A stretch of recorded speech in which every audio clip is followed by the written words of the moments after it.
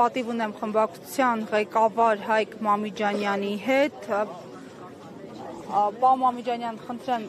մեջտեղում կանգնեք, այսպես։ Պարոն Մամիջանյան, արդեն անդրադարձել եք խափանման փոփոխությանը, նշել եք, որ սա քաղաքական հետապնդման հետևանք է եւ ուղիղ առնչվում է իմպիչմենտի գործընթացին։ Ի վերջո, այս գործընթացի հանգուցալուծումը ինչպես եք պատկերացնում, եթե ձեր առաջարկած վարչապետի թեկնածուն է կալանավորվում։ Ես մի փոքր ավելի բացվածքով պատասխանեմ։ Դավիթ Համբարձումյանը մի քանի անգամ ՔՊ-ին հաղթած, երբևէ կռվից ՔՊ-ի տարբեր շինծու գործերից իր եւ իր բարեկամների նկատմամբ կարված չվախեցած մարդ է։ Վստահ եմ, որ սա նույնպես թե իր թիմի, թե բոլորիս համար որևէ խոչընդոտ չի հանդիսանա, սա մեկ։ Երկրորդ, գործի մասով այլ գործող անձինք չկան, բայց կա կազմակերպիչ, ոնց է ստացվում, ոչ մեկ չգիտի։ Երբեք նման դեպքում խափանման միջոց չի փոխվում։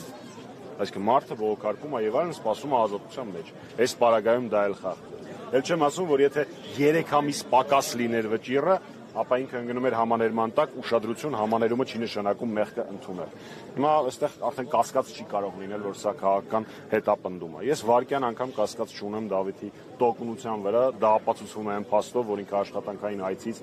վերադառնում է Հայաստան, դա ցույց է տալիս իր կերպարը, իր տեսակը։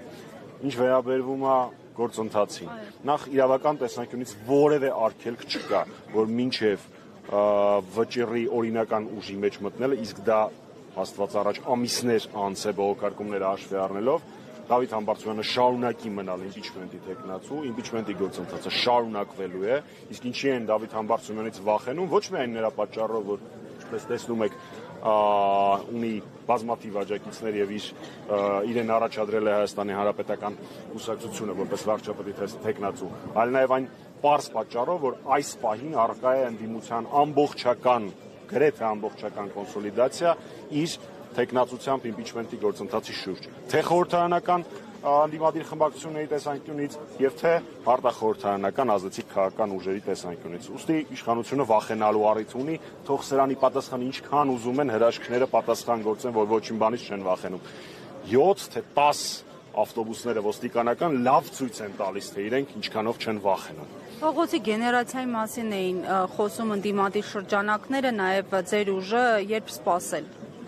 Իսկ հիմա մենք որտեղ ենք։ Նկատի ունեմ հավաքներ իշխանապողության օրակարգով։ Հարցը հասկանում եմ, բայց ամեն դեպքում շուրջներս նայենք եւ հասկանանք, որ իշխանությունները լավ կանեն, ճիշտ կանեն, որ վախենան փողոցային պայքարից, այստեղ հավաքված մարդկանց քանակը, ովքեր պարոն Համբարձումյանի եւ ընդդիմադիր հայացքներ ունեցող մեր քաղաքացիների փոքր հատվածն են կազմում, դրա լավագույն ապացույցն է։ Ես եմ շնորհակալ։